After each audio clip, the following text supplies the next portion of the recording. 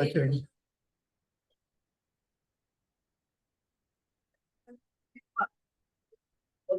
और एक तो कभी भी स्टार्ट हो सकता है, इसमें क्या है? अध्यात्म की बात सुनने में क्या है? अरे नहीं नहीं, कभी। अरे जिनवाणी सुनने में किसी को कभी डिस्टरबेंस नहीं होता है। आप जहां से स्टार्ट करना चाहें कर सकते हैं। न पहले अनुभव की जरूरत है न कुछ भी। आपको तो जीवन का बहुत अनुभव है, इसीलिए बात समझ जाएंगे। चलिए।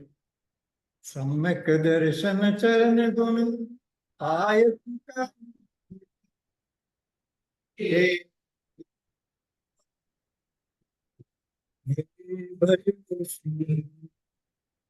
जी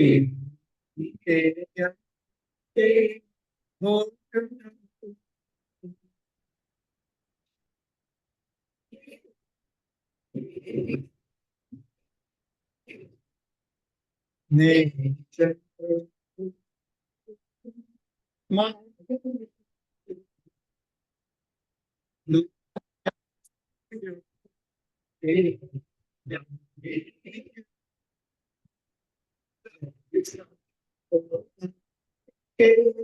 करते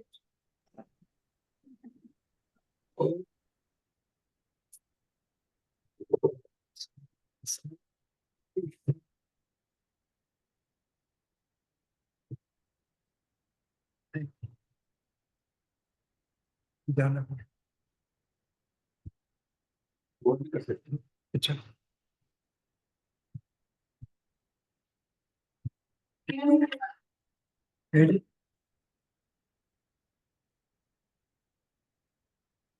नेमिचंद्र आचार्य का मंगलाचरण।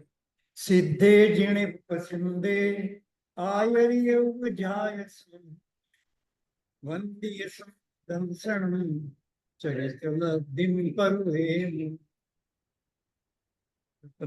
जो लब्धि की चर्चा चल रही है उसको शुरू करते हैं, लेकिन उसके पहले जरा सा एक दो बात ले लेते हैं। अपना विषय तो यहाँ चल रहा पंचलब्धि का। एक बात याद रखिए बोलते बोलते, जब भक्ति किया था कि ये शास्त्र की रचना किसके निमित्त से हुई थी, कैसे हुई थी? शांति से सुने, बहुत सरल सी बात है। ये नेमिचंद्र आचार्य जिन्होंने इस शास्त्र की रचना की है, और उन्होंने दो शास्त्र और लिखे हैं। एक का नाम है गोमटसार जीव कांड, और एक गोमटसार कर्मकांड। तो ये तीनों की रचना नेमिचंद्र आचार्य ने क्यों की थी, तो उसके लिए जरा सी सामान्य सी कथा है। पहले ही बताया था कि ये रचना कब हुई थी, जब बाहुबली तीर्थ बना था, लगभग 1100 साल पहले।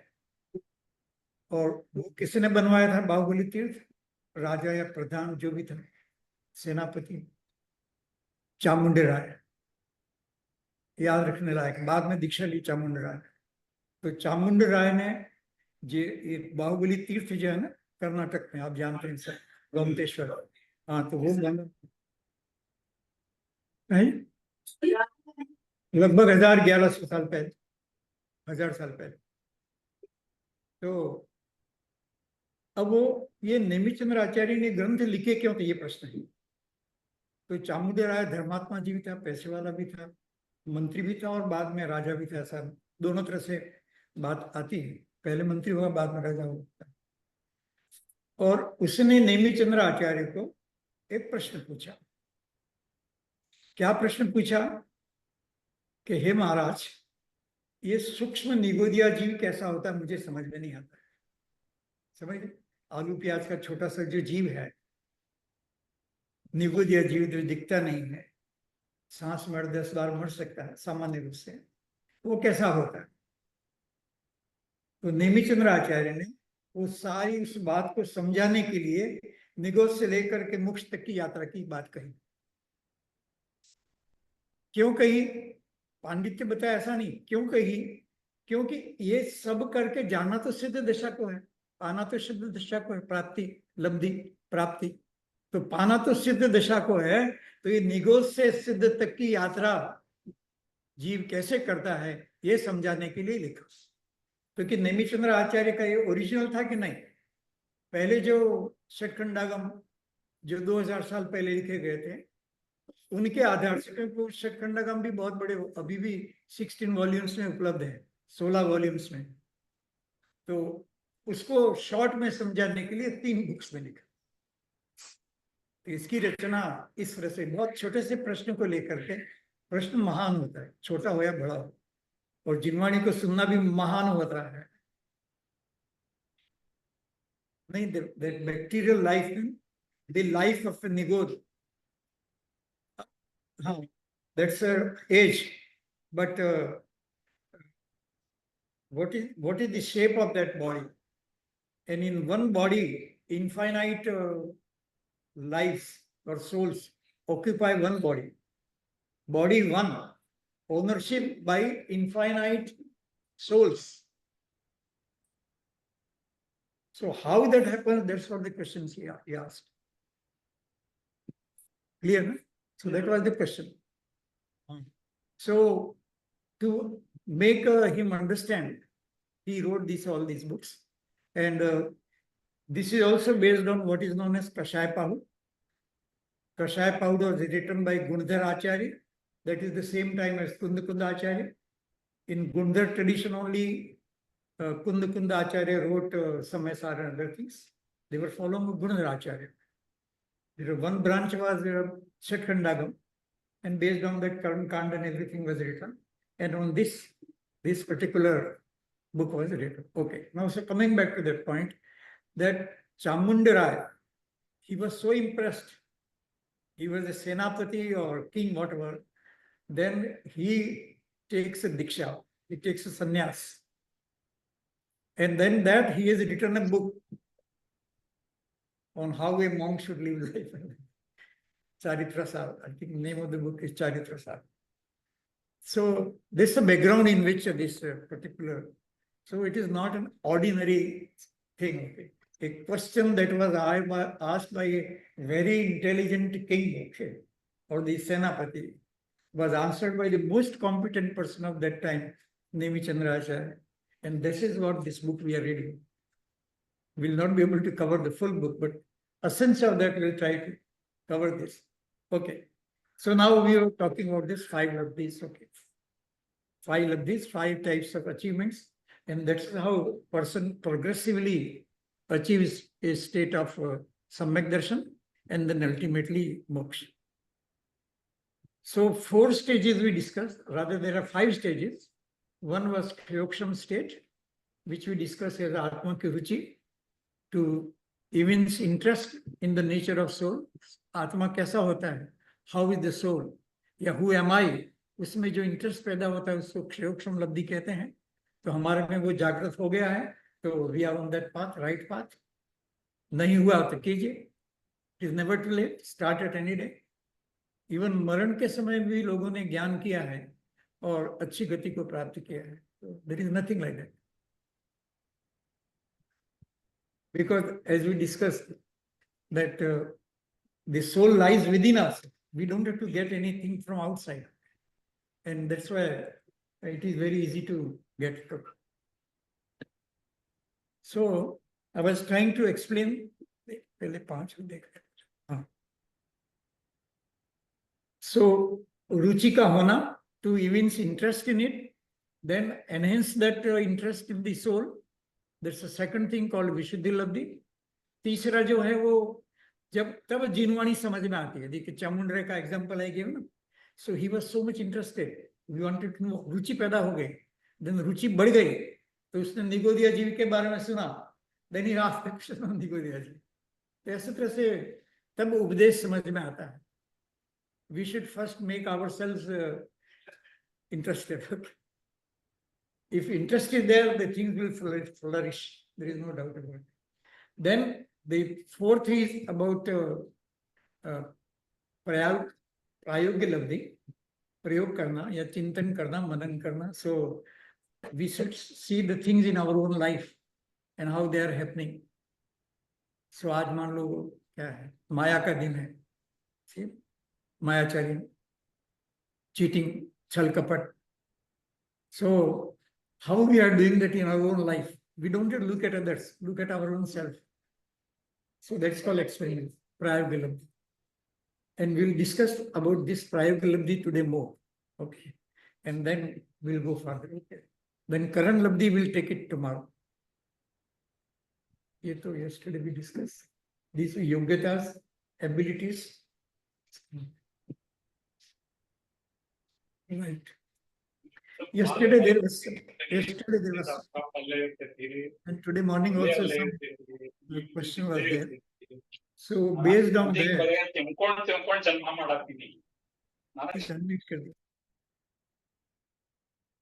देखिए, हमें यदि if you want to experience the soul, आत्मा का अनुभव करना है, तो ये बड़ा टेंशन की बात नहीं है. It is a pleasure.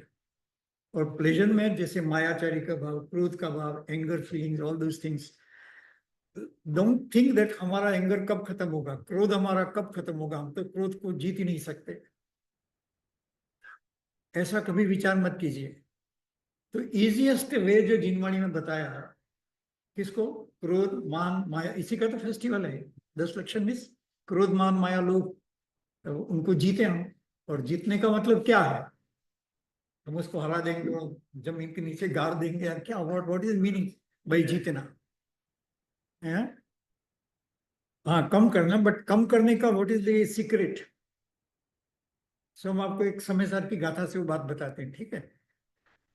रे आत्मा आसव का जहाँ तक भेद जीव जाने नहीं, क्रोधादि में स्थित हो यह है अज्ञानी ऐसे जीव के, जीव अर्थता क्रोधादि में हो यह है सर्व के निश्चय क्यों बंद जीव के. तो मॉर्निंग में जो प्रश्न आया था कि भाई हम ऑफिस में कैसे भेद ज्ञान करें, नहीं मायाचारी ऑफिस में तो we have to do something, कुछ बोलना कुछ और है, समझना कुछ और है, and doing something else. It happens in the family, it happens in the office also. So हमें क्या करते हैं, वी तो हम जीत ही नहीं सकते. तो उसका सरल उपाय आचार्य देव ने कहा है कि तुम उसमें भेद करो. भेद करना मतलब उसको भिन्न जानो, भिन्न जानो, different, it is different from मी. जैसे वो यूएस इत्यादि में तो प्रचलित है ना, यहाँ भी होगा कि भाई किसी की निंदा नहीं करते, we don't criticise anybody else, we just say they are different. It's kind of a culture there, at least we learned when I was a student there. So we don't criticize anybody, we just say that oh, he is a different person, rather than saying that he is a cheat or no negative, he is a different person. So यहाँ पर भी ऐसा, यहाँ बहुत सुंदर एक statement लिखा है, शायद दरवाजे पर लिखा है या अंदर के तरफ में पढ़ा था, नहीं वो नहीं, हाँ, भिन्न जानो ऐसा कहीं लिखा, मैंने पढ़ा था सुबह, भिन्न जानो, हाँ देख लीजिए. तो हम क्या कहने की कोशिश करें जिससे सारी बात समझ में आएगी, और पूरी नहीं हुई तो भी कोई बात नहीं, एक बेसिक बात समझ लीजिए कि अपने को उससे भिन्न जानो.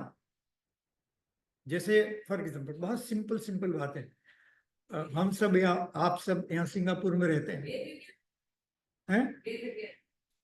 नहीं, भिन्न, भिन्न शब्द का प्रयोग है, भिन्न नहीं तो कोई बात नहीं, बैठ जाए, आप बात को सुनिए, कोई छोड़ दीजिए. तो हमें क्या करना है कि जैसे आप सिंगापुर में रहते हैं फॉर एग्जाम्पल, तो सिंगापुर में रहते हुए भी, सिंगापुर में काम करते हुए भी, your identity that I am a Jain और I am an Indian, that never goes away. So what do you do here?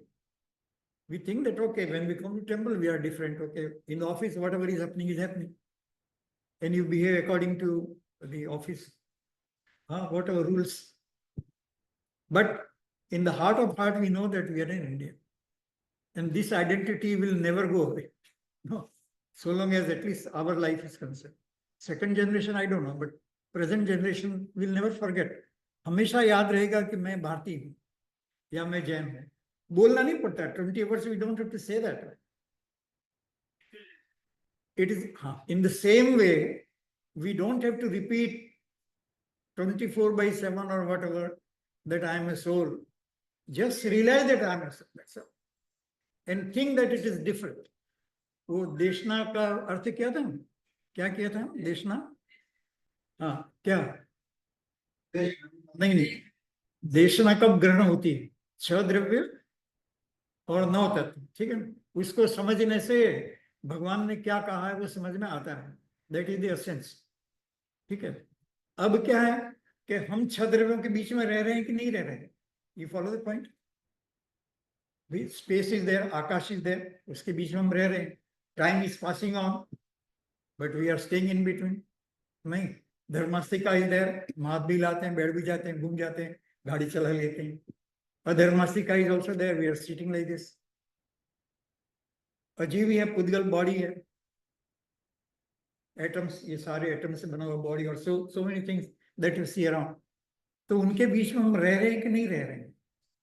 बस सेम वे इन सब भावों के बीच हमें एक्सपीरियंस करना है कि मैं आत्मा हूं। इतना सरल है, it is so easy and we are already doing it. हाँ बस, पर भावों की भिन्नता। समय सार में एक शब्द है इसके लिए, बोलिए कोई समय सार पाठी। एकत्व विभक्त आत्मा, शुरू में तीसरी और चौथी गाथा में जो बात आई, एकत्व विभक्त मतलब मैं तो एक हूं, I am one and rest of the things are different from me. I am one soul, एकत्व, and the whole world is different from me. हमें भी पहले बहुत कंफ्यूजन था, लेकिन जब टोडरमल जी की जो सातवां अधिकार है वहां पर उन्होंने भिन्न शब्द पर बहुत जोर दिया, तो उस दिन से हमको समाधान रहा। क्रोध मिटेगा नहीं, उसकी बहुत सारी लेयर्स है, पहले ही दिन बताया।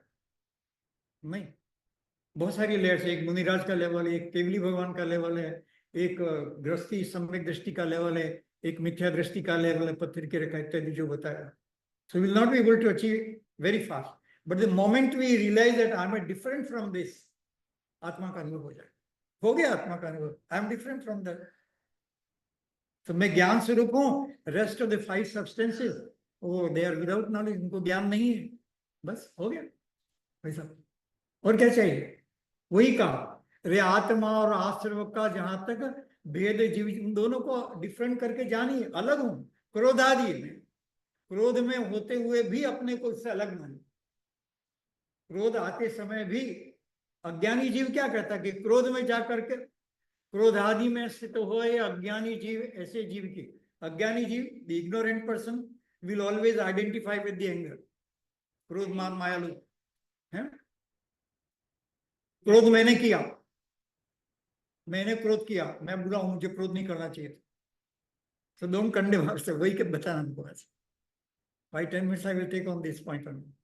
Don't condemn our own self कि मेरे से तो क्रोध जाता ही नहीं है, मेरे को तो आत्मा का अनुभव होगा ही नहीं, इस तरह का नेगेटिव फीलिंग लगनी। क्योंकि आचार्य कहते तो तुम भिन्न जानो, बस भेद, भेद जानो बस कि ये अलग है, बस एनफ।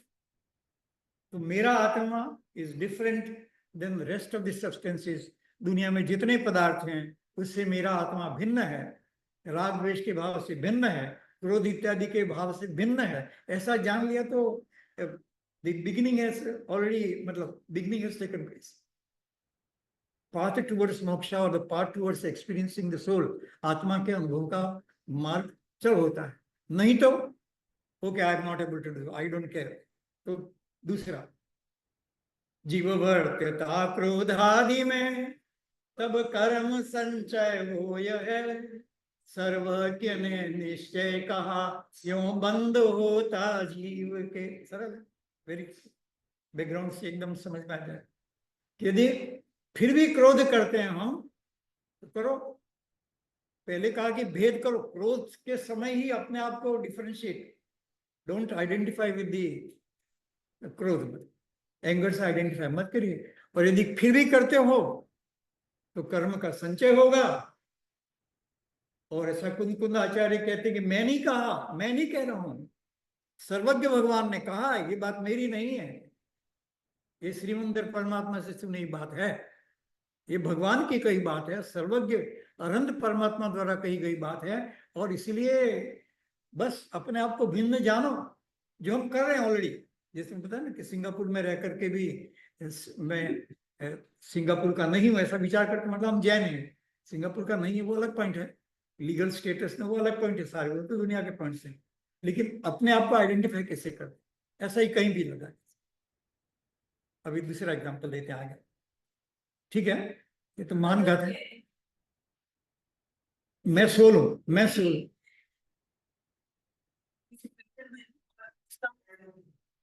समय जब गुस्से की फीलिंग आ रही है तो आपको मेरी नहीं है। जितना जल्दी रियलाइज हो, कभी गुस्से में realise it will take few seconds और कपल ऑफ मिनट्स और मे बी मोर, लेकिन जैसे ही गुस्सा शांत हुआ तो याद आ जाएगा कि मैं तो आत्मा हूं। और अपने बार बार अभ्यास किया, you practise so many times, then it will come automatically. जितना प्रैक्टिस करते हैं जल्दी याद आ जाता है। ये गाथा मान लो प्रैक्टिस कर रखे थे, ऐसे ही मुंह से बोल जाते, प्रैक्टिस नहीं किया तो देख करके बोला, लाइक दैट। यदि हमने प्रैक्टिस कर रखी है कि मैं आत्मा हूं तो इजीली हो जाएगा। अब एक दो चीजें और बताते हैं इसको समझाने के लिए। हाँ देखिए, अनुभव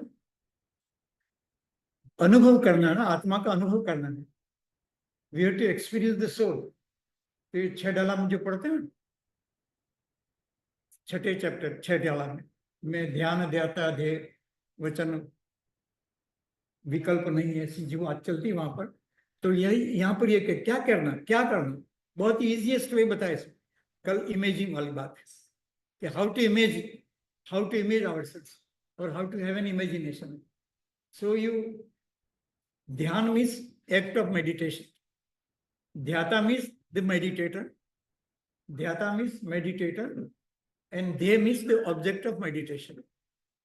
So these all three will get merged, and जो ऊपर सिद्ध भगवान का पिक्चर इमेज बताया ना, वही मैं हूं, बस सिंपल। कितना सिंपल, भगवान की मूर्ति बस वही मैं हूं, ऐसा शेप है, वो सिद्ध भगवान का शेप बताया है, बस वही मैं हूं।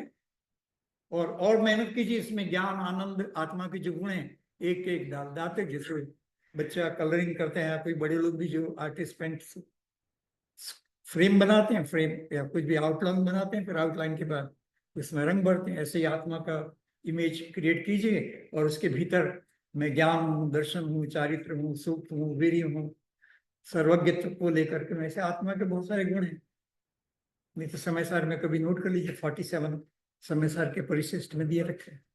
इसका अभ्यास करिए, बस सिंपल हो गया। कोई कहता है ये भी कठिन लगता है, तो थोड़ा सा हम और बताते हैं। आपने पिक्चर कभी देखा होगा प्रिंट में कहीं पे, क्या है देखने कि जो व्हाइट जो अंदर में ऐसे आत्मा में ऐसे एक के अंदर एक में बॉक्स की तरह नहीं है, ये तो सब एक साथ है, लेकिन समझाने के लिए ये अलग अलग बॉक्स, हाँ वेद ज्ञान करके अलग अलग बॉक्स बताया। अदरवाइज कल जैसा बताया था ना, कहीं पर भी टच करेंगे ज्ञान होता है, तो ऐसे ही सब जगह आत्मा तो है, अलग अलग प्रदेश नहीं है, एक ही प्रदेश है आत्मा के और पुद्गल के, बॉडी के। They live in the same space, अलग अलग नहीं है, फिर भी अलग अस्तित्व है। जैसे we may be sitting in the same room but we are all different in the same way, इस तरह से है। तो अब हमें क्या डिसाइड करना है कि जो व्हाइट रंग का जो बता रखा आत्मा का स्वरूप, इमेज की बात कर रहा हूँ, कल वाली बात को, इसीलिए मैंने ये एडिशनल थोड़ा सोचा कि इसको क्लियर करते हैं हम। तो ये जो सफेद जैसा बताया है वो शुद्ध आत्मा है, विद नो कर्म, व्हाइट विद नो कर्म, सिद्ध भगवान विद नो कर्म। बस ऐसा इमेजिन करना इतना सरल है, इससे सरल और क्या हो सकता है?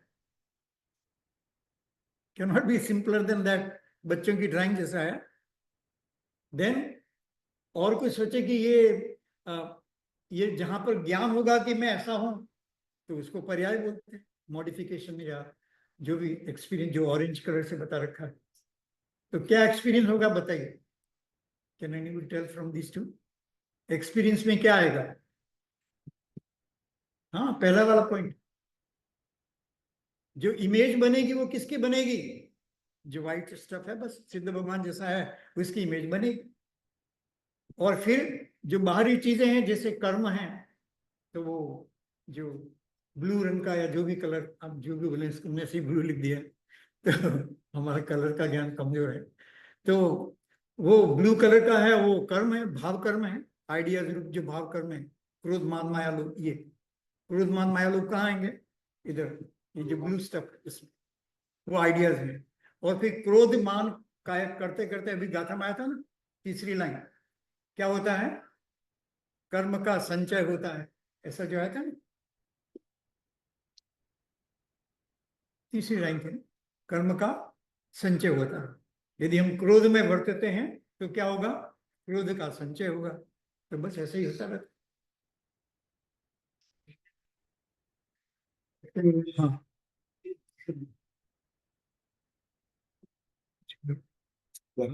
गरम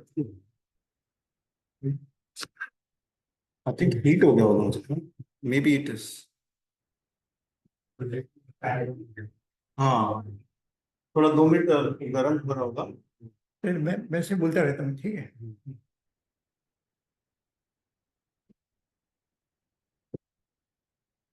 और मुझे थर्ड एग्जांपल देना था। इमेजिन कि स्विमिंग पूल में या समुद्र के नीचे आप बैठे हुए Imagine। तो उस समय क्या है, स्विमिंग पूल में पानी में नीचे बैठ गया मैं, तो क्या हो रहा है, पानी है, लेकिन मैं तो उससे भिन्न हूँ, रियलाइज हो रहा है। पानी भी है, आकाश का भी स्पेस है, सब कुछ है वहां पर, लेकिन हम अपने भावों में डूब चुके हैं। वही आत्मा की लीनता है, वो चित्र बता है, वही आत्मा की लीनता। It is so easy. हमने जो जीवन भर 40 साल से जो या 50 साल से जो अभ्यास कर रहे हैं, उसका सार यही है।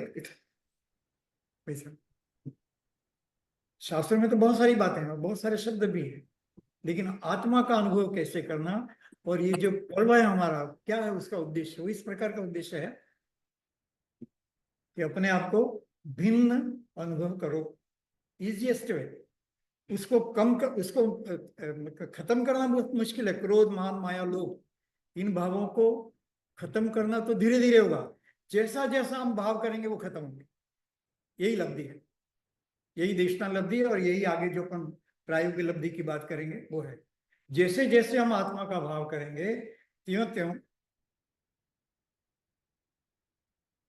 हाँ ये तो ऐसा पानी में डूबने आत्मलीनता का जो एग्जाम्पल हम दे रहे थे, ये पिक्चर हमारे एक फ्रेंड ने जिसका हमारा स्टूडेंट है, उन्होंने ड्रॉ किया है कि आत्मलीनता कैसे होनी चाहिए। कि पानी में जैसे कोई बैठा हुआ है, तो आकाश के स्पेस में नहीं, आकाश में से बैठे हुए हैं, और हमारा आत्मा का अपना आकार है, बस उसी का ध्यान करना। ये 100% राइट नहीं है, लेकिन 99% से यही तरीका, और कुछ 100% नहीं कि भाई इस पिक्चर में नहीं फंसना, क्योंकि आत्मा का पिक्चर तो अलग है।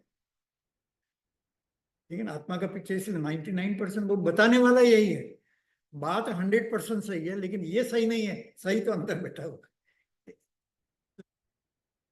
ठीक है, तो ये इस तरह से आत्मलीनता होगी, और जीव को मोक्ष मार्ग, ये क्रोध, मान, माया, लोभ, ये 10 धर्म, ये पुद्गल के हैं बाहर की तरफ से देखा जाए, और हर एक में आत्मा का भाव है। क्रोध से भिन्न मैं आत्मा हूं, मायाचारी से भिन्न मैं आत्मा हूं, मान से भिन्न मैं आत्मा हूं, ऐसा करके, लोभ से भिन्न मैं आत्मा हूं, ऐसा जब विचार करेंगे, संयम में मान लो व्रत तप किया, उस व्रत उपवास से मेरा आत्मा तो भिन्न है। भिन्न, भिन्न शब्द याद रख लीजिए। कभी भी भेद ज्ञान करना हो तो भिन्न, आपको it will become very easy. नहीं तो मैं क्रोध को कम करूं तो आप थक जाएंगे, हार जाएंगे, क्रोध कम होगा ही नहीं। क्यों है जी, कोई एनीबडी? क्योंकि क्रोध मेरा एक तो बात, वो तो भिन्न की बात हो गई। अभी इस 4 में एक बताया था, एक ऑप्शन। ये जो क्रोध आ रहा है ना, नहीं, वो तो ऊंची बात है। पहले क्रोध क्यों आ रहा है? तो क्रोध इसीलिए आ रहा है कि आत्मा को हम नहीं जानते। अब आप जो बोल रहे हैं बराबर ऐसा बोल दीजिए, परिणामी भाव को नहीं जानते हैं, तो फिर आ क्यों रहा है?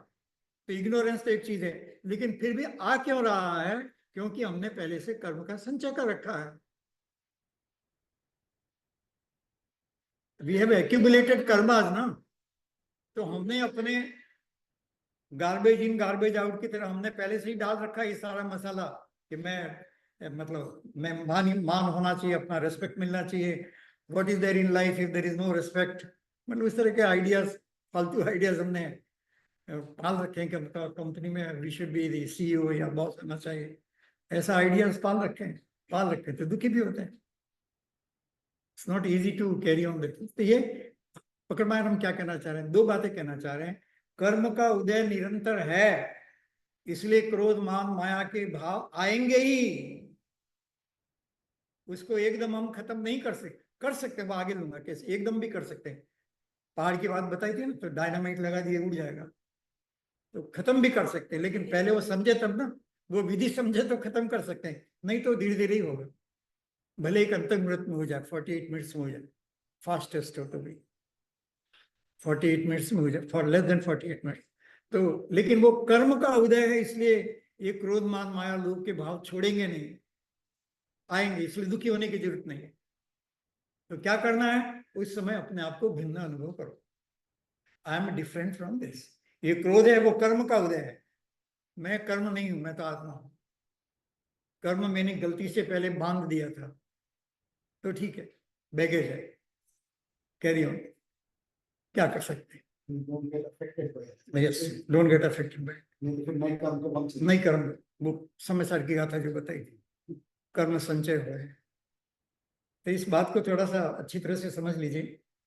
अब तो हम हमारा मैसेज मैंने बताया, हम फिर रिपीट कर रहे हैं, हमारी जो स्टडी और अध्ययन और जो कुछ है उसके आधार से जो असेंस है वो ये है।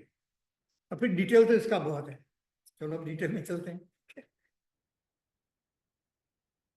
ठीक है, इस तरह से जैसे इसमें आराम से बैठे ऐसे ही आकाश के प्रति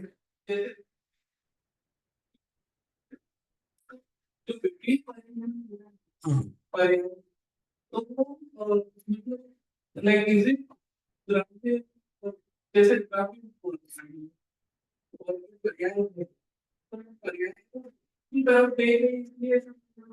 नहीं, बराबर आपकी बात।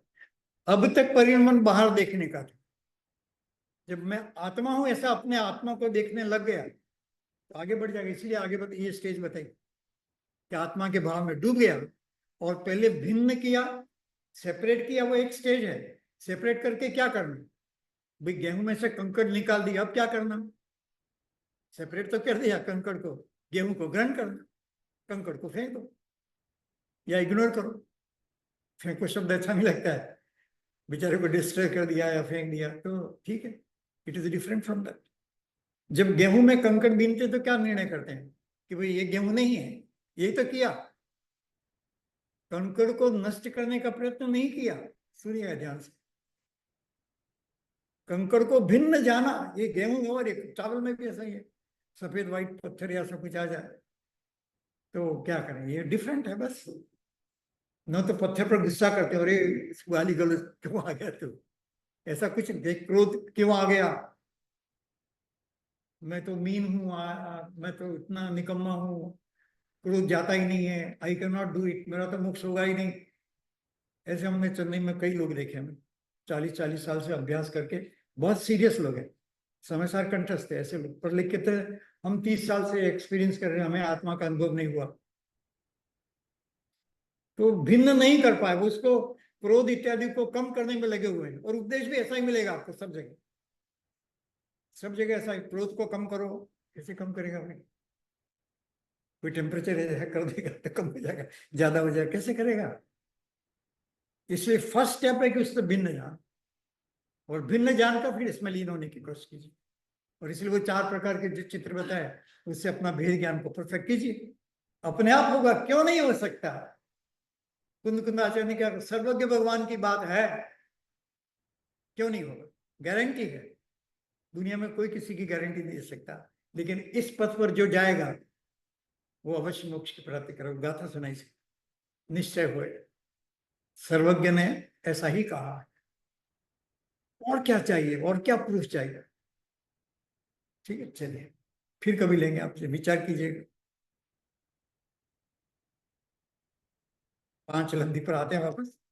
तो ये तो टेक्निकल लैंग्वेज है, जो लब्धि की हमने बता दिया, लेकिन हमको एक बताना था, इसलिए थोड़ी सी भाषा कठिन है, लेकिन कठिन नहीं है, हम सरल करने की कोशिश कर रहे हैं। पहली लब्धि हमारी क्या थी, सूक्ष्म लब्धि। पहले जो स्लाइड बताया था वो सिंपल एक्सप्लेनेशन था, आत्मा की रुचि होना, आत्मा की रुचि बढ़ना, ये सिंपल स्टेजेस सिंपल वर्ड्स में बताया था। ये शास्त्रीय भाषा है, लब्धि साहब ने इस भाषा लिखी हुई। क्या मतलब इसका, एक सूक्ष्म लब्धि जो पहली आत्मा की रुचि होना, ये जो बात कही थी, उसमें क्या होता है कि जैसे ही आत्मा की रुचि हुई, इसमें बहुत गजब है, जिनवाणी तो मतलब क्या अद्भुत आश्चर्य है।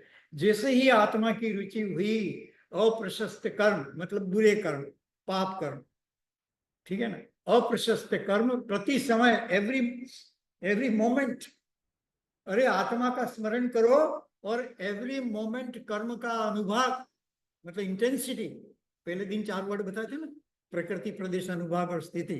तो ये जो अनुभाग है वो कितना गुना, अनंत गुना कम हो जाता है, इनफाइनाइट टाइम्स, 1 2 ऐसा डिक्रीज नहीं होता, इनफाइनाइट टाइम्स।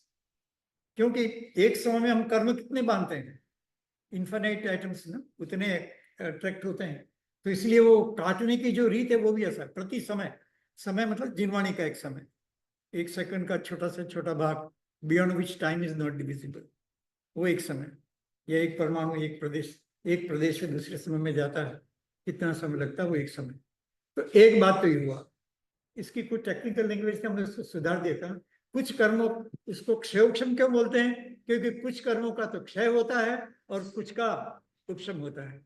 कल मैंने वो चौकीदार का एग्जाम्पल दिया था, तो थोड़ा ये सर, कुछ कर्म तो है, क्षय का मतलब खत्म नहीं हुए, क्षय का मतलब है उदयाभावी, ब्रैकेट में लिखा उदयाभावी, मतलब उस समय नहीं है। जैसे चौकीदार का एग्जाम्पल बताया था ना, उस समय उदय में नहीं आ रहा है, चौकीदार बाहर होगी, उस समय उदय में नहीं आ रहा, तो उदयाभावी। तो कोई कहेगा आत्मात्मा का करने से क्या होता है, कि इसी से होता है और कुछ होता नहीं। That's what it says। लोग मजाक करते हैं ना, आत्मा फात्मा क्या करते रहते हो, हर समय आत्मा के गीत गाते गाते क्या हो जाएगा, कुछ करो, क्या करें, यही तो करने लायक है, अनंत गुना। और कैलकुलेशन में बताऊंगा, जरा आप धीरे से रखेंगे, धीरे धीरे आ जाएंगे समझना। कैलकुलेशन करके नहीं बताएंगे, जैसे ही बता ना इन्फाइनाइट टाइम्स ऐसा, वैसे इसकी जो टीका है उसमें तो पूरी गणित है, लेकिन हम उसको ले नहीं रहे, हम तो सरल भाषा में लेंगे ऐसे ही, लेकिन बीच बीच में गणितीय मतलब कैलकुलेशन टाइप आएगा। तो अनंत गुनाहीन इतना कर दे, एक आत्मा का स्मरण अपने कर्मों को अनंत गुनाहीन कर देगा, इतना जबरदस्त आत्मा के स्मरण में पावर है। और कुछ कर्मों का तो क्षय हो जाएगा और कुछ कर्मों का उपशम हो जाएगा, इसलिए उसको क्षयोक्षम बोलते हैं। जो शब्द बना हुआ है क्षयोक्षम, ऐसे बना हुआ है। अब दूसरी लब्धि देते हैं, विशुद्धि लब्धि।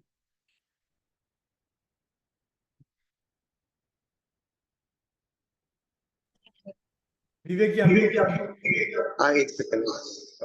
ये बात ये चल रही है कि आत्मा कैसे आगे बढ़ता है, कैसे भाव करके आगे बढ़ता है। तो अभी 10 सेक्शन में क्रोध मान माया लोभ भावों की चर्चा होती है। तो वो क्रोध मान माया के लोभ भाव कैसे, लब्धि का मतलब है अचीवमेंट, ठीक है। जैसे कोई एक, हमने पहले ही में लिया था कि एक तो है जैसे मास्टर डिग्री, कोई भी मास्टर डिग्री, MBA किया कुछ भी, कंप्यूटर साइंस में डिग्री, और एक डिग्री की बात।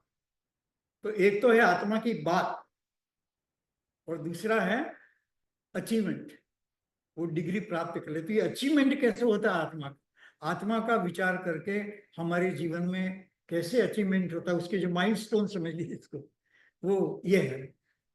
तो पहले जैसे ही आत्मा का हम विचार करते हैं, सूक्ष्म होता है और फिर विशुद्धि प्रकट होती है। विशुद्धि का मतलब है साताधिक प्रशस्त प्रकृतियों का बंध योग परिणाम, बहुत अच्छे अच्छे कर्मों का बंध होता है। आत्मा के स्मरण से इतना पुण्य का बंध होता है कि सारी दुनिया की सारी प्रॉपर्टी को दान दो नहीं होगा। चक्रवर्ती राजा अपना सारा धन का दान कर दे तो वो पुण्य नहीं होगा जो एक आत्मा के स्मरण से विशुद्धि प्रकट होती है, क्योंकि धन से उसका कोई संबंध नहीं, सरल बात ही है।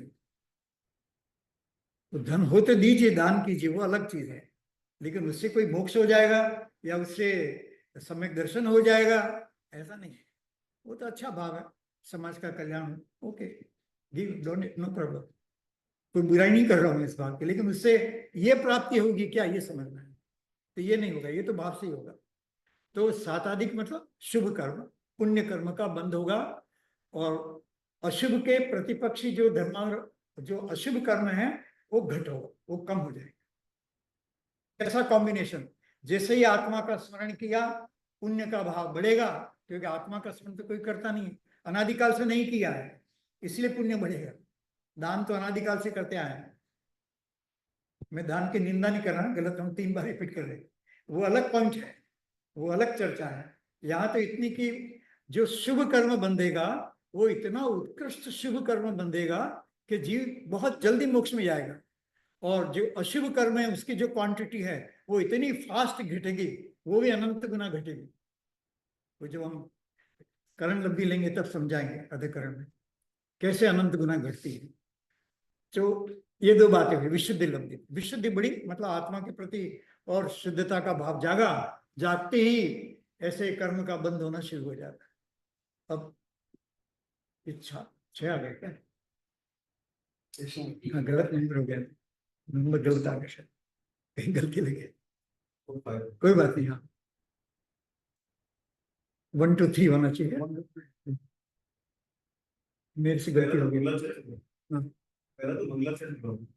नहीं नहीं, अच्छा गाथा, गाथा, सॉरी सॉरी, लब्धि का नंबर नहीं है, नहीं थोड़ा थका, सॉरी, नहीं सही बोला भाई, ये गाथा नंबर नहीं, नहीं मैं भूल गया, सोचा कि लब्धि का नंबर, नहीं मोदी साहब की इन गाथों इन गाथाओं में, इन गाथाओं में।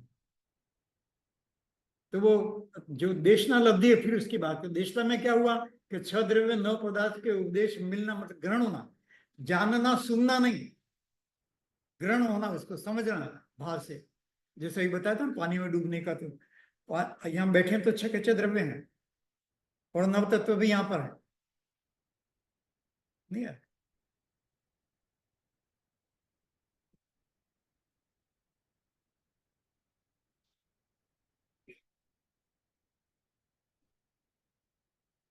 हाँ, नहीं नहीं, ये बताना था कि आत्मा में लीनता कैसी होती है, एक एग्जाम्पल है, पानी में डूबने का एक एग्जाम्पल है, ठीक है?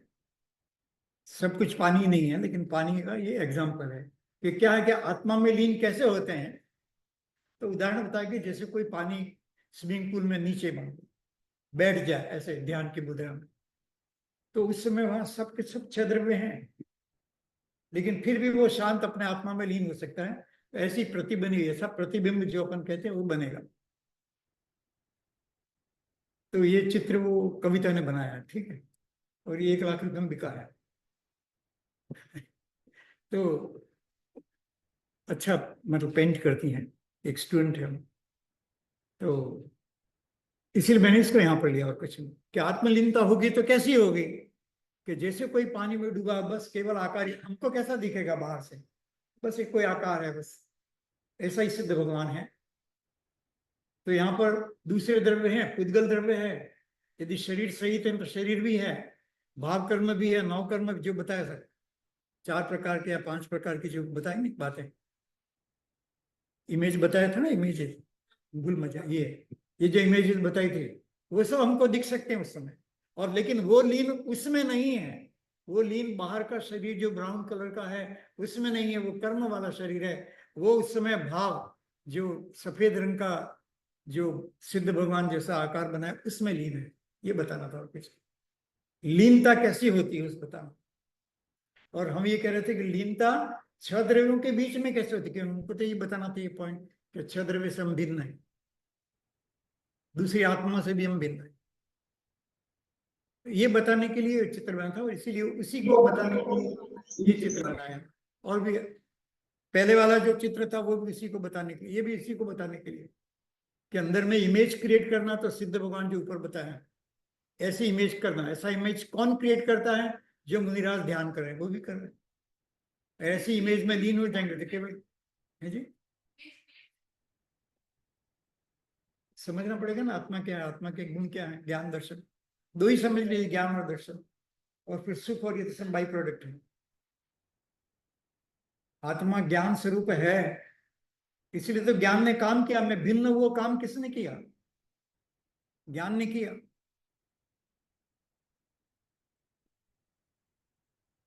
मैंने जोर ये दिया था कि मैं भिन्न हूं ऐसा समझिए। तो ये मुनिराज का जो ध्यान की अवस्था बताई, वो क्या सोच रहे हैं कि मैं भिन्न हूं, ये शरीर से मैं भिन्न हूं, मैं तो एक सिद्ध समान आत्मा हूं। भगवान के दर्शन करते समय क्या करना? भगवान के दर्शन करते समय भी यही करना कि मैं सिद्ध समान हूं, मैं भगवान समान हूं। बस ऐसा विचार करेगा तो भगवान बन जाएगा। हाँ निश्चित, बराबर। भगवान की देव शास्त्र गुरु की पूजा में इस तरह से आया है कि हे भगवान, मैंने दर्शन किए का मतलब क्या है कि मैंने दृढ़ प्रतिज्ञा की कि मैं भी आपके समान बनकर बताऊंगा। बहुत सुंदर लाइन है वो, शायद इसी मैंने, दर्शन बल पूर्ण प्रकट होता यही अर्थ अवस्था। समझ में आया कि अनंत हम कैसे बनेंगे कि अंदर में जोर मारेगा दर्शन, मतलब विश्वास कि मैं आत्मा हूं। और आत्मा का जो बल है वो केवल ज्ञान प्रकट कराएगा, केवल ज्ञान का रस। दर्शन बल पूर्ण प्रकट होता। आपने कैसे किया कि हे भगवान आपने ऐसे ही किया और मुझे भी वही करना। कितना इजी है, बहुत सरल है। भी पढ़ाई करते हैं तो मेहनत करके करते हैं, कमाते तो मेहनत करके, ऐसे ही मैं आत्मा हूं इसका मेहनत कीजिए तो अपना आप मिलेगा। इतनी सरल बात है। यही पुरुष, पुरुष शब्द का अर्थ जानते हैं ना? पुरुष मतलब आत्मा, और पुरुषार्थ का मतलब है आत्मा के लिए प्रयत्न कर, वही पुरुषार्थ। एफर्ट्स मतलब हमें मोक्ष में जाने के लिए क्या एफर्ट्स करने हैं, क्या मेहनत करनी है, बस यही मेहनत है कि मैं आत्मा हूं बस। इसीलिए वो लाइन ऐसा है, दर्शन बल पूर्ण प्रकट होता, यह रही अनंत अवस्था। तो चलिए, हाँ जी।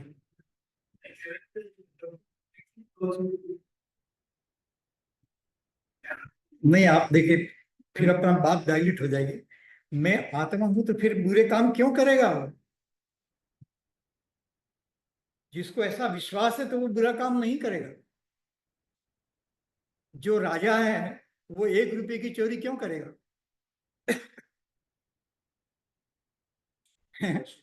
हाँ, जो अपने आप को इतना गुणवान मानता है वो छोटी बात के लिए क्यों करेगा, गलत काम नहीं करेगा। गलत काम तो चालाकी, जिन्होंने समझा नहीं है आत्मा के वैभव को, वो सब चालाकी से दूसरों को पता नहीं लगेगा। मायाचारी आज का दिन किसी को बताएगा नहीं और कर देगा। चिंतन कुछ, सुबह की बात, चिंतन कुछ, संभाषण कुछ, क्रिया कुछ की कुछ होती है। मायाचारी है, मन में कुछ और सोच रहे हैं और करते कुछ और है, और चिंतन कुछ और चल रहा है। तो मन वचन और काया का जहां पर सिंक्रोनाइजेशन नहीं है, एक सामंजस्य नहीं है, तो वहां होता है। ये तो पैदा ही नहीं होंगे। ये जो क्रोध मान माया के भाव हैं, जब अपने आप को भगवान समझेगा तो वो भाव कैसा कैसे पैदा होंगे? और आएगा तो मैंने तरकीब बताया, आएगा तो क्या करेंगे? मैं भिन्न हूं ऐसा जानेंगे। ये तो आत्मा के नुकसान करने वाले हैं। जो अपना नुकसान करने वाला उसमें समुद्र में कौन कूदेगा? जहां डूब करके मरना है तो कौन करेगा? पागल व्यक्ति करेगा। बस ऐसा ही है यहाँ पर। पागल हो वो क्रोध मान माया के भाव में डूबेगा, समझदार आदमी तो नहीं जाएगा। ऐसी बात। अच्छा प्रश्न है, लेकिन वो उसका स्टाइल वही है। अभी बता ना, आत्मा के विचार से कितने कर्मों का नाश हो जाता है। ठीक है, अपन वापस आते हैं। तो ये जो 6 द्रव्य और 9 पदार्थ है वो सब यहाँ पर हैं। ये सिंपल बताना था मुझे, कल भी बताया था। जब हम बैठे हैं ना, ये आप सब जहां पर बैठे, हाँ 6 द्रव्य हैं, लेकिन फिर भी आप बैठे हैं ना, हमारा आत्मा है इसमें, ये शरीर है, अजीब पुद्गल दोनों आ गए। अब क्या बाकी रहा? धर्मास्ति का हाथ इत्यादि का हिलना, बैठे रहना, अधर्मास्ति का टाइम, बैठे बैठे आधा घंटा हो गया समय, और स्पेस ऑक्यूपाइड, इतना स्पेस ऑक्यूपाई कर रखा। तो इस तरह से ये 6 के 6 द्रव्य आ जाते हैं। अब नव तत्व तो कैसे आए? ये बैठे बैठे मैं अपनी कल्पना करना, इमेज क्रिएट करना है। 6 द्रव्य कैसे आए? साकेत जी ट्राई कीजिए। सॉरी, हाँ, नव तत्व। 6 द्रव्य तो आ गए, एक बात हो गई। अब नव तत्व कैसे आएंगे? कि मैं आत्मा हूं, ठीक है, मैं अजीव का भाव करता हूं तो आश्रय होता है। मैं अजीव का भाव करता हूं तो आश्रय होता है। और आश्रय कर्म का आना, आश्रय मतलब इन्फ्लक्स ऑफ कर्म, कर्मों का आना। अब कर्म आएंगे तो आत्मा के साथ जुड़ेंगे, बंध करेंगे तो वो बंध हो गए। और बंध है तो उदय में आएगा, अभी जो बताया क्रोध उदय में आता है ऐसा, और फिर नए कर्म बंधेंगे। ये साइकिल चलती रहती है मेरी, ऐसी साइकिल चलती रहती है। अब क्या करना? कि रिवर्स कर दो साइकिल को। मैं कौन हूं? मैं तो आत्मा हूं। ये अजीब, बोलिए, शब्द बोलिए।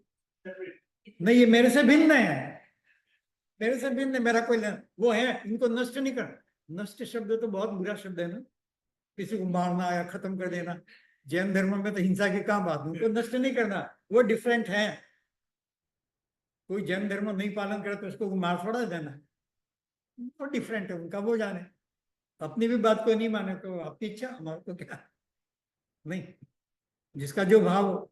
जिसका सुधरण, प्रौढ़ जी लिखा, जिसको सुधर, परसों बताया था कि जिसको सुधरना वो उसको समझ में आ जाएगा, और जिसको नहीं सुधरना है वो उल्टे सीधे कोई भी तर्क करे। इस तरह से बात। तो ये 6 द्रव्य और 9 पदार्थ, उपदेश को ग्रहण करना हो तो समझना, ये कर्म आ रहा अपने आप अपने को दिखाई देगा भाव के द्वारा। कर्म के परमाणु तो नहीं दिखेंगे, लेकिन हमको जो भाव आ रहा है ना, क्रोध मान माया लोभ का, उस भाव से लगा कि कर्म आ रहा, आश्रय हो रहा है। और इसीलिए कल वो रविंद्र जी की लाइन लिखा कि वो प्रवाह चलता रहेगा, मुझे कहाँ चिंता करने की जरूरत है। कर्मों का प्रवाह निरंतर चलता रहे, कर्म आते ना लेन देन में, लेकिन मैं तो उससे भिन्न हूं। लाइन बता दें, तो याद रख लें और अच्छी तरह समझे, बस यही भाव और कुछ नहीं। हाँ, देखिए कि बस परिणामों का भाई भाव तो चलते ही रहते हैं, हम क्या कर सकते हैं उसको, हम भाव को कैसे मिटाएंगे? मिटा ही नहीं सकते, तो कर्म के उद्देश्य से चलते ही रहेंगे।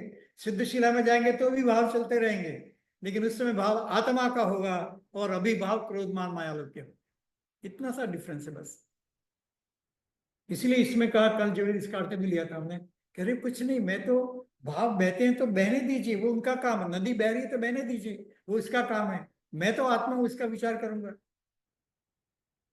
इसमें ऐसा ही था। कहते हैं कि मैं है कालातीत अखंड अनादि अविनाशी ज्ञायक प्रभु, प्रति समय समय में पूर्ण वो ज्ञाता। वो चित्र बनाया था ना आत्मा का, बस मैं तो वही ज्ञात आत्मा हूँ। वो चित्र बनाया था ना 4 सफेद वाला आत्मा, ठीक है, तो वो बस मैं तो वही हूँ। काल बहे तो बहने दो, वो तो प्रवाह है। आइडियाज आते रहे तो आने दो, मैं तो उसका ज्ञाता दृष्टा हूँ। अब रोड है तो रोड पर तो कारें जाती रहेंगी जाती रहेंगी, हमें क्या करना है? हम अपनी जगह पर पहुंच गए, डेस्टिनेशन पर, तो है ना, क्या करना है? वैसे मजाक चलती है ना तो कि भाई मैं कार बहुत अच्छी चला सकता हूँ, लेकिन रोड में कोई कार नहीं होनी चाहिए, रोड खाली हो तो I can drive the best. तो वो ड्राइविंग है ही नहीं, समझते? दूसरे धर्म में नहीं हो, भाव नहीं हो, तब मैं करूंगा आत्मा का ध्यान। बिल्कुल शांति हो तो मैं आत्मा का ध्यान करूंगा, कभी मिलना नहीं है। या ये 6 द्रव्य की क्या टू टू में कुछ भी, जो हॉर्न बजाते हैं लोग, यहाँ तो नहीं बजाते, लेकिन जो वो टू टू में चलती रहेगी, कारों की आवाज चलती रहेगी, लोग चिल्लाते रहेंगे, कोई कहेगा ऐसा है, कोई कहेगा ऐसा। क्रोध मान माया लोग भी भाव हमको निरंतर क्या कहें, अटक करते रहेंगे। लेकिन उसके बीच ही हमें समझना है कि मैं एक आत्मा हूं। एक प्रवाह फ्लो है, चलने दीजिए। नदी बहती रहती है, कहावत है ना, नदी तो बहती रहती है। हम तो जितना पानी अपने काम के लिए ले लिया उसमें से, वही हमारे लिए, नहीं वही गंगा है, क्योंकि इस पानी से हमारा जीवन चलता है, शारीरिक जीवन। एग्जाम्पल पकड़ना है ना, तो बस जितना हमने ग्रहण कर लिया, ये तो जिनवाणी का प्रभाव भी अनादिकाल से चल रहा है, भावों का प्रभाव भी अनादिकाल से चल रहा है। उसमें जो हमने ग्रहण कर लिया बस वही अपना है।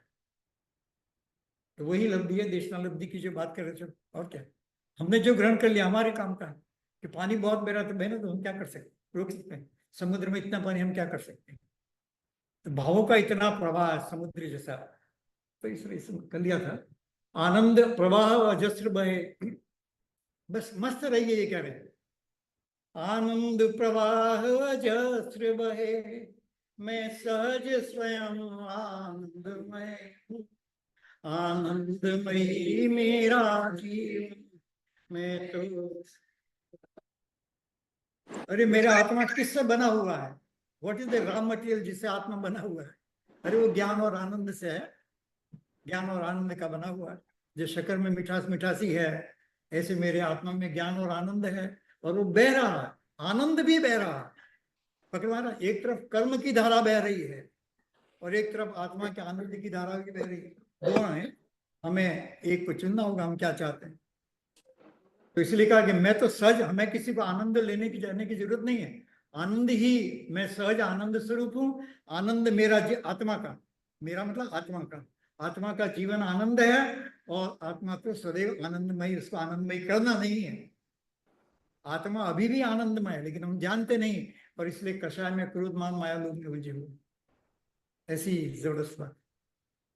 चलिए वापस आते हैं समय।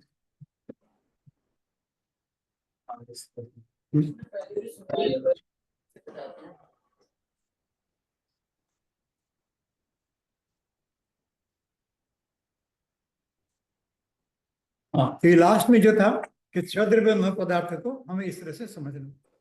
अब थोड़ा मैं प्रायोगिक लब्धि के बारे में थोड़ा सा लेता हूँ 5-7 मिनट। प्रायोगिक लब्धि क्या होती है, देशना तक हमने ले लिया, ठीक है ना। अब प्रायोगिक लब्धि, तो पहले बता था कि एक्सपेरिमेंट करना, एप्लीकेशन। तो 8 कर्म होते हैं, आप सब जानते हैं। तो 8 कर्म में आयु तो पहले से फिक्स है, इसलिए इसमें तो कुछ होता नहीं। तो आयु को छोड़ करके जो 7 कर्म है, वो अंत कोड़ा कोड़ी सागर स्थिति उसकी हो जाती। सागर शब्द छूट गया, अंत कोड़ा कोड़ी सागर। समझ में नहीं आया, अभी बता सकता हूं कि अभी अभी सम्यक दर्शन हुआ नहीं है, अभी ये प्रायोगिक लब्धि में चल रहा है। लेकिन प्रायोगिक लब्धि में जैसे ही हम अप्लाई करने जाते हैं, करे ये क्रोध करना बुरी चीज है, मैं तो आत्मा हूं, आत्मा का काम क्रोध करना नहीं है, आत्मा का काम मायाचारी नहीं है, आत्मा का काम किसी को हिंसा या मतलब किसी को मार देना नहीं है, कष्ट देना नहीं है। जैसे ही ऐसा विचार किया, तो 70 कोड़ा कोड़ी का जो मोनी कर्म है, वो 1 कोड़ा कोड़ी में आ जाता है। कितने कर्म का नाश है, माइंड बॉगलिंग, पकड़ में ही नहीं आया है। अंत का मतलब था 1, ये शास्त्री शब्द है। अंत मतलब 1, कोड़ा कोड़ी मीन्स 1 करोड़ इंटू 1 करोड़। ठीक, मैं नीचे लिखा 7 गाथा 9 के पॉइंट में कि 7 कर्मों का अंत कोड़ा कोड़ी सागर, अर्थात करोड़ इंटू सागर, करोड़ इंटू सागर। तो एक सागर में बहुत सारे वर्ष होते हैं, जो अभी तो नंबर में बता रहा हूँ, मुश्किल बहुत है, कभी समय मिलेगा तो कैलकुलेशन करके बताएगा आपको। तो इतना होता है, तो इतना इतना कम हो जाए, प्राय अभी सम्यक दर्शन नहीं हुआ। आत्मा का बारंबार विचार करने से ऐसा हमारा जो 70 कोड़ा कोड़ी सागर का जो मुनि कर्म का मैक्सिमम बंद हो सकता है, वो घट करके 1 कोड़ा कोड़ी में आ जाता है। व्हाट एन अचीवमेंट, कितने कर्मों को उड़ा दिया है ना। कर्मों का पहाड़ हो तो डायनामाइट जैसा उड़ा दिया, ऐसा है। अभी पूरा डायनामाइट लगा नहीं, पूरा नहीं उड़ा, लेकिन उड़ गया बहुत कुछ। ऐसा प्रायोग लब्धि में ऐसा जीव का पकड़ा रहा ना, आनंद आ रहा है कि आत्मा का स्मरण कोई छोटी मोटी जोक नहीं है, ये कोई मनोरंजन का साधन नहीं है। ये तो ऐसा भाव है जिससे इतने कर्मों का नाश हो सकता है, उदयाभावी नाश हो है। तो एक बात। दूसरी बात, कर्मों के अनंत में अनुभव, वो तो स्थिति का था, याद रहना, स्थिति मतलब ड्यूरेशन, कर्म की ड्यूरेशन। और अब दूसरा, कर्म की इंटेंसिटी, कर्म की इंटेंसिटी भी कर्मों के अनंत भाग। उसको मान लो 4 भागों में बांटे, तो वो 2 भाग रूप रह जाता है, लता और दारू। लता मतलब क्रीपर भी होता है ना, झाड़ी झाड़ी का जो, हाँ क्रीपर एक बोला, हाँ क्रीपर। तो उतना मतलब कम हो जाएगा, मतलब उसको क्रीपर को आराम से तोड़ सकते हैं। और फिर दारू मतलब लकड़ी, दारू का मतलब है लकड़ी। तो लकड़ी को भी, पत्थर को तोड़ नहीं सकते, ठीक है। इसलिए अस्थि, हड्डी और शैल मतलब पत्थर। पहले हमारे कर्म अनुभाग की दृष्टि से अस्थि और शैल रूप थे, लेकिन टूटते नहीं है, पत्थर को तोड़ना इजी नहीं है। वो कन्वर्ट होकर के लता और दारू में आ गए, लकड़ी में आ गए। थोड़ा सा जोर लगाना पड़ेगा, वो स्टेज में आ गए।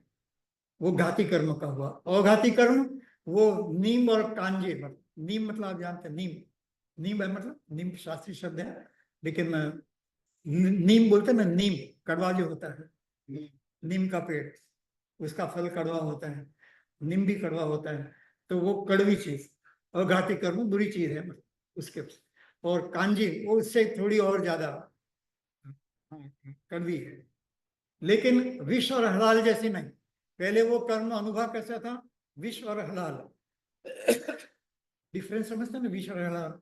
जहर खा करके थोड़ी देर बाद मरण होता है, और हलाल मतलब साइनाइड है, क्या बोलते हैं, साइनाइड, जैसे खाते तुरंत ही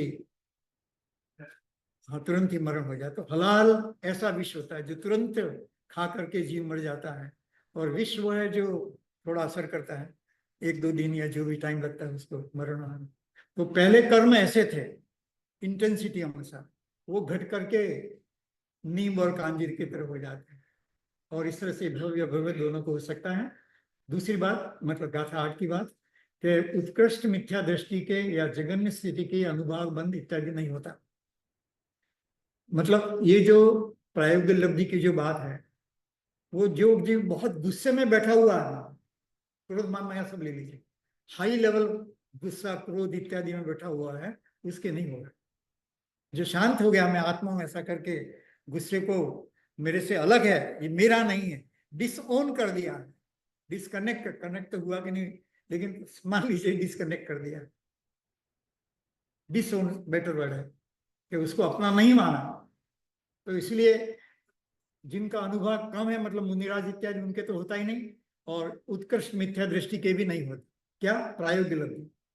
प्रायोग्य लब्धि, ये जो इतने कर्म का नाश है, वो तीव्र मिथ्या दृष्टि के नहीं होता, क्योंकि वो तो गुस्से में भरा पड़ा है। उसके केस थोड़ा सा तो शांत होना चाहिए ना, तब विचार कर सके कि मैं आत्मा हूं, मैं पुद्गल नहीं हूं, मैं क्रोध नहीं हूं, मैं आत्मा हूं, ऐसा विचार करे तब तो ये होगा ना। और इस तरह से ये उनके भी नहीं होता, मतलब प्रायोगिक लब्धि उनके भी नहीं होती। उत्कृष्ट मिथ्या दृष्टि के या प्रायोगिक लब्धि होती है, नहीं नहीं, नहीं होती है, और ब्रैकेट में वाले को प्रथम समय दर्शन नहीं होता, बहुत एक्सट्रीम मिथ्या दृष्टि जो है, एक्सट्रीम क्रोध उसको का, नहीं मान होता। माया का, उसको नहीं, वाले को प्रथम सम्यक दर्शन नहीं होता। प्रथम बार जो सम्यक दर्शन है वो नहीं होता, दूसरी बार भी नहीं होता।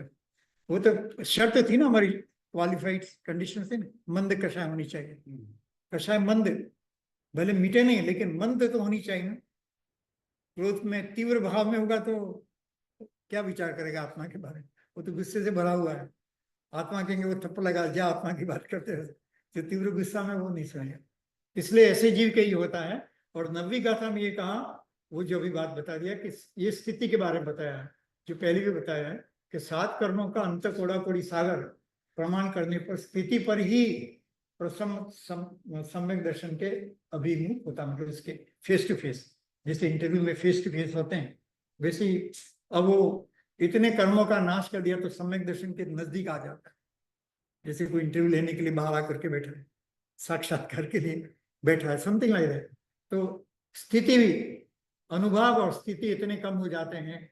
और फिर आगे जो लास्ट पॉइंट जो लेना है, 1-2 मिनट है, ये पॉइंट क्लियर करता हूँ, गाथा 10।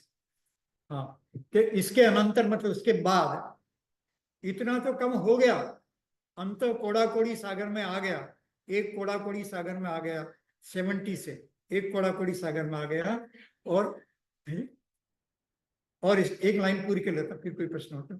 और उसके बाद फिर भाव करेगा आत्मा का, यहां पहुंचने के बाद, अंत एक कोड़ा कोड़ी सागर पर पहुंचने के बाद फिर आत्मा का उत्कृष्ट भाव करता है। तो एट द रेट ऑफ 100 सागर पृथक, तो मतलब 700 to 800 सागर घटना शुरू हो जाएगा। एक भाव में, एक भाव, आत्मा के एक भाव में, इसके आगे, क्योंकि अभी भी एक कोड़ा कोड़ी तो बहुत बड़ा नंबर है, और इसको अभी सम्यक दर्शन लेना है, मोक्ष में जाना किसी को, तो वो आत्मा का भाव और करेगा। समझ में आ रहा है ना? आप समझ सकते, सिंपल गणित है। एट द रेट ऑफ 800, ये शास्त्रीय भाषा है, 100 सागर पृथकत्व। पृथकत्व का मतलब है 7 और 8, गणित है, मतलब जिनवाणी की जो गणित है उसमें पृथकत्व का मतलब होता है 7 या 8। तो 100 सागर का मतलब हुआ 700 और 800 सागर। अभी कितना बाकी है? एक कोड़ा कोड़ी सागर। तो एक कोड़ा कोड़ी 1 करोड़ इंटू 1 करोड़, इतना 1 करोड़ है। तो उसका जो रिडक्शन फर्दर जो होता है वो 100 सागर की रेट पर होता है, एट द रेट ऑफ, गणित समझिए ना, reduction at the rate of this, rate of 7 to 800, इतना उसका घटता रहता है। और प्रथम स्थिति बंधा पर सेलेक्ट करके फिर प्रकृति बंध के क्रम से उसमें 34 बंध विच्छित्ति होते हैं। इसका मतलब है कि 34 इटरेशंस होती हैं। वो पहाड़ बताया था ना, नहीं आ गया था, पहाड़ का ये था ना, अब जो पहाड़ है तो पड़ते हैं ना, पड़ते लेवल्स है ना पहाड़ के, पड़ते हैं। तो कल बताया था कि बंदा प्रसरण मतलब पहाड़ में से मिट्टी का झरना, पहाड़ का टूटना नहीं, मिट्टी धीरे धीरे इरोजन हो रहा, मतलब इस तरह से लेयर्स। हाँ कुछ नहीं, कुछ ऊपर ऊपर की लेयर्स निकल जाती हैं, तो उस तरह से वो करता है। तो ये यहाँ पर ये कह रहे हैं कि वो एक कोड़ा कोड़ी में आया था, वो भी 700 की रेट से घटने लग गया, और घट करके बिल्कुल नीचे की तरफ आ जाता है। और फिर आगे जो लेंगे ना लब्धियां, करण लब्धि, उसमें वो घट करके बिल्कुल सामने आ जाता है और समय दर्शन जी को जाता एट द रेट ऑफ 700-800 की रेट से ये घटता है। ये है ना 34 34 समझ के 34 इटरेशन होती हैं, जैसे उसको अभी पिरामिड बताया था ना, उसके 34 कर दीजिए, हम 34 लेयर्स कर दीजिए, तो वो उस तरह से वो घटना शुरू हो जाता है। तो बंध का मतलब ये अपसरण, मतलब घटना, घिसना, इरोजन, जिससे जमीन घिसती है, ये 34 टाइम्स होता है। Process of reduction of karmas 34। आत्मा के भाव की महिमा देखिए आप, कितने कर्मों का नाश कर देता है। और फिर उसी समय, अभी अभी समय दर्शन नहीं हुआ है, अभी प्रायोगिक लब्धि में चल रहा है, चौथी में, पांचवे में गया नहीं है, पर फिर भी नरक आयु, त्रिंच आयु, कर्मों की बंध विच्छुति। विच्छुति का मतलब है अब नया बंध नहीं होगा, पहले बन गया वो बात अलग है, नया बंध। आत्मा के भाव का इतना प्रभाव कि अब नया बंध नरक और त्रिंच गति का नहीं होगा। पहले क्या वो सत्ता में पड़ा हुआ है। बंध विच्छुति का मतलब है कि जैसे किसी के पास करोड़ रुपया स्टॉक में पड़ा हुआ, घर में पड़ा हुआ, लेकिन खर्चे का तो वही ना जो जेब में या सेविंग बैंक में पड़ा हुआ है। बिल्डिंग में पड़ा हुआ मतलब $1,000,000 या कुछ नहीं, तो वो तो अभी अभी खर्चने के तो काम नहीं आएगा ना। तो उस तरह से सत्ता में तो कर्म पड़े हुए हैं, लेकिन नया बंध नहीं। स्टॉक है वो है, लेकिन हर समय हम जब बंद करते हैं, आत्मा के भाव के स्मरण करने से ये बंध नहीं हो, नरक और त्रिंच गति का। अपन बोलते हैं शिखर जी की यात्रा करने से ही नरक और पशु गति नहीं हुई। हाँ, तो वो शिखर जी का बराबर है, लेकिन वहां जाकर आत्मा को याद करे तो हो गए, नहीं तो नहीं होगा। वही वही बात है, शास्त्रीय बात है वो, नरक पशु गति नहीं। और ये जो 16 गाथा में ये कहा कि मनुष्य और त्रिंच के 46 कर्मों की बंध विच्छिति हो जाती है। यहाँ पर सम्यक दर्शन होने के पहले भाई 148 कर्म होते हैं ना, और उसमें बंधे के सब कॉम्बिनेशन अभी छोड़ दीजिए, इतना ही समझिए कि 46 कर्मों की बंध विच्छिति हो जाती। 46 टाइप्स ऑफ नए कर्म नहीं बनेंगे, ऐसा आत्मा के स्मरण की महिमा है। हैं? भाई वो सीधा नहीं कर सकते, क्योंकि कॉम्बिनेशन सभी कर्म वो कभी लेंगे हम, जैसे आगे प्रसंग आएगा। क्योंकि कई बार कहते हैं कि 120 ही बंधने योग्य हैं, किसी अलग अलग गति में 108 बंधने योग्य हैं। हर कर्म हर जीव को नहीं बनता, इसलिए। ठीक है, हर कर्म, कर्म के टाइप्स 148 है, लेकिन हर कर्म हर जीव को तो नहीं बनता। तो इसलिए वो कितने बंधने योग्य हैं, मैं लिखने की सोच रहा था, लेकिन मैं सोचा और कॉम्प्लिकेटेड हो जाएगा, ऐसा करके मैंने छोड़ दिया।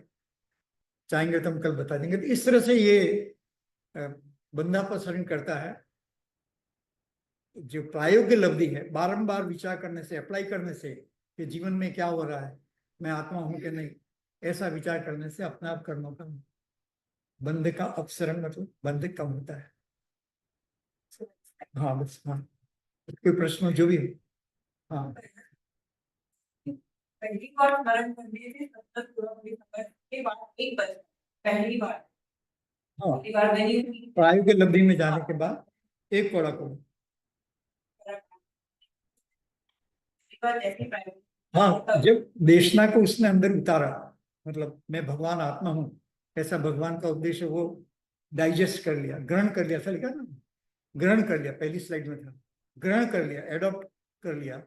तब उसके जो आगे की जो स्टेज आती है वो एक, इसकी 7 कर्मों को छोड़ करके एक कोड़ा कोड़ी सागर में रह जाता, 7 कर्मों से छोड़कर, आयु को छोड़कर। पहली बार में ही इतना बिल्कुल, वही हम कह रहे हैं कि आत्मा के स्मरण की महिमा कोई गजब ही है। नहीं, अभी अनुभव नहीं हुआ है, लेकिन रिडक्शन शुरू हो गया, क्योंकि ऐसी स्टेज आएगी ना जहाँ का आत्मा का अनुभव होगा ना।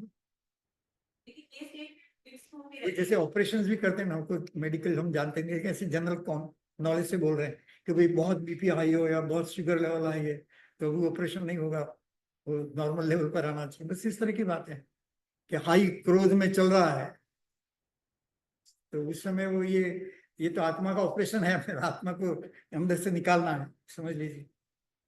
एक बार आवाज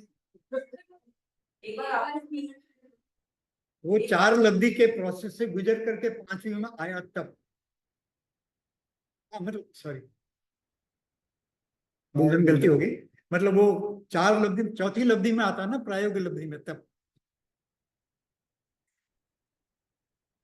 हाँ, 4 लब्धि इस जीवन अनंत बार की है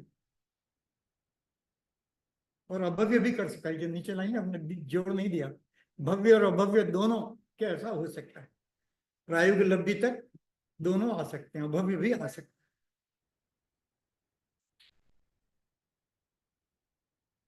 किस बात पर जोर देना चाह रहे हैं, पकड़ नहीं पा रहा हूं। बात तो ठीक है लेकिन क्या कहना चाह रहे हैं?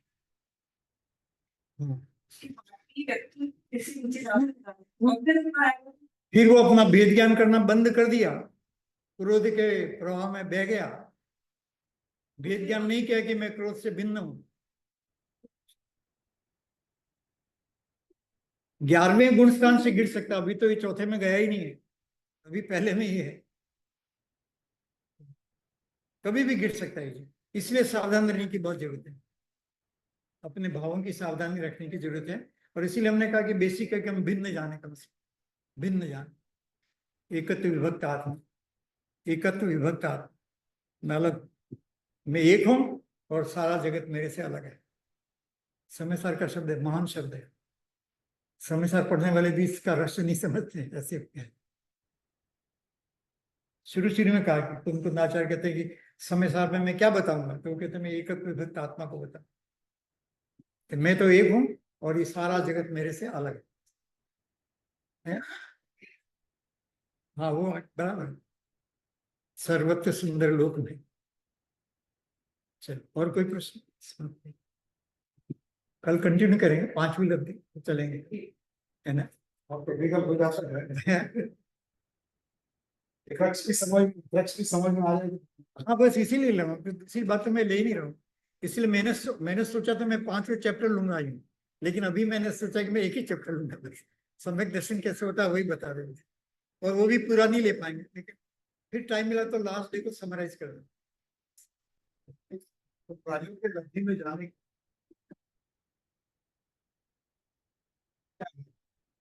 से बैठ करके कोई जो उससे भिन्न भिन्न हूँ, मैं भिन्न हूँ, मैं कषाय से भिन्न हूँ, मैं क्रोध माया से भिन्न हूँ, मैं शुद्ध आत्मा हूँ। उसी को इमेजेस बताई मैंने। इस तरह से जो विचार करेगा कि मैं तो ऐसा आत्मा हूँ, दर्शन करते करते प्रायोगिक लब्धि हो जाएगा, शांति से भगवान के दर्शन करें। हाँ